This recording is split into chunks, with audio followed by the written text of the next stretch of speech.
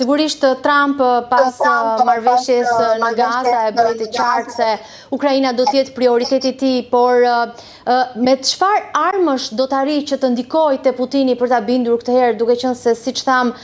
ndryshe nga marrëdhënia që ka me Netanyahu, tek Putini ka treguar që nuk ka mjaftuar tapeti i kuq për ta bindur, nuk ka mjaftuar as charmi i tij personal, as ajo që e ka pretenduar që ka një marrëdhënie të mirë personale me Putinin. A do të mjaftojnë armatimet, kjo politike e re tani e Amerikës që do të vendos të dërgoj armatime më të rënda të tilla si raketa Tomahawk për të ndryshuar kursin e luftës në Ukrainë dhe ndoshta për të bindur edhe Putinin të ulet në tryezën e negociatave, apo ulja në tryezë nuk është më një opsion në opinionin tuaj?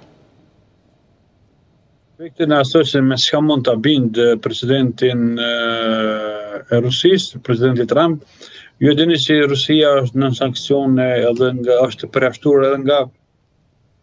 sistemi i transaksionit apo sistemi bankar. Ju mund të imagjinoni në vizitën në Alaska, shërbimi sekret rus është desh që të përkujdeset që me vetë të sillen rreth $80,000 për të paguar karburantin gjatë qëndrimit të presidentit Putin në territorin e Alaskës, po sepse sistemi bankar nuk e lejon dhe nuk i akcepton pagesat përmes kësaj forme. Pra, mund të jetë një nga karemet që mund të bind presidentin e Rusisë që të angazhohet në mënyrë sistematike që përmes lehtësimit të disa sanksioneve eventuale, opsionale, ta bind në rikthimin e një diskursit për të negociuar paqen. Por, ju me sa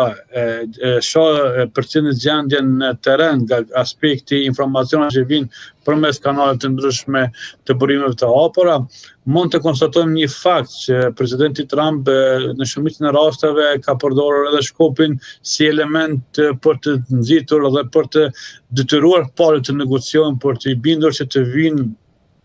në tavolinën e bisedimeve. Kush do të ishte Shkopi në këtë rast? Padyshim Shkopi jo vetëm dërgimi i sistemeve të reja të mbrojtjes apo sisteme të reja të artillerisë apo edhe sistemet e raketave të Tomahawk mund të jenë një nga elementet kyçe që mund t'i përdor presidenti Trump, por më e rëndës do kishte me qenë për Rusinë në qoftë se ushtria amerikane përmes dërgimit të oficerëve të saj në shtabin e ushtrisë ukrainase në aspektin vizual të mbështetjen dhe prezenca e tyre në shtabin e ushtrisë ukrainase, padyshim është një mesazh tejet i qartë, i drejt për drejt për Putinin, i cili do duhej që më pastaj ta rikthejë vëmendjen drejt përmbylljes së një marrëveshje urgjente. Por deri më tani jam vetëm në bazën e deklarimeve, ju e dini me përgjithësi të plotë që deklarimet varësisht nga zhvillimet mund të ndryshojnë dhe mund të marrin kohe të ndryshme. Për të referuar pra për rikthimet të asaj marrëveshje Palestinë-Izrael, ju vetëm gjatë ditës së djeshme dhe sotës kemi pasur edhe vrasje të kolaboracionistëve të cilët kishin bashkëpunuar me IDF-in, me forcat mbrojtëse izraelite nga pala palestineze ishin ekzekutuar në pjesën e Gazës. Kjo tani më kërkoi edhe një reagim të ashpër nga presidenti Trump, i cili ndër të tjerë potencon dhe thekson se çfarëdo veprimi i cili çon në përmasë të tilla të vrasjeve të qytetarëve palestinez nga ana e terroristëve të Hamas apo anëtarëve të Hamasit do të marrë një përgjigje e cila përgjigje do të jetë ferm për ta. Pra, ju mund ta kuptoni që marrëveshjet, as që potencon marrëveshjet, janë të vlefshme vetëm ku palët të interesuar do të mund të zbatojnë atë marrëveshje. Është e qartë. Do të kalojmë dhe do t'ju pyes pak më vonë lidhur edhe me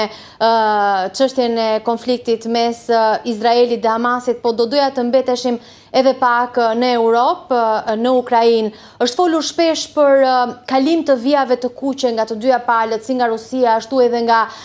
NATO, nga Shtetet e Bashkuara, u fol për vija të kuqe, ku Shtetet e Bashkuara vendosën të dërgonin në Ukrainë raketa me rrezet të mesme veprimi.